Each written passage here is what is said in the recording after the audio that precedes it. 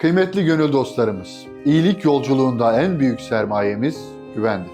Biz Fetih Gençlik Derneği olarak emanet edilen her bağışı bir yetimin duasına, bir sofranın bereketine, bir mazlumun umuduna dönüştürmenin sorumluluğunu taşıyoruz. Tıpkı ecdadımız Osmanlı gibi aldığımız emaneti yerine ulaştırmayı bir vazife değil, bir vicdan borcu biliyoruz. Yaptığımız her hizmette şeffaflığı esas alıyor, her adımımızı hayır sahiplerinin güvenine layık olacak şekilde atıyoruz. Çünkü biliyoruz ki güven varsa iyilik büyür. Güven varsa daha çok yetime ulaşılır. Güven varsa umut çoğalır. Bugüne kadar bize inandınız, yanımızda oldunuz. Şimdi gelin bu güveni birlikte daha da büyütelim. Emanetiniz emin ellerde, iyiliğiniz dünyanın dört bir yanında filizlenmeye devam ediyor.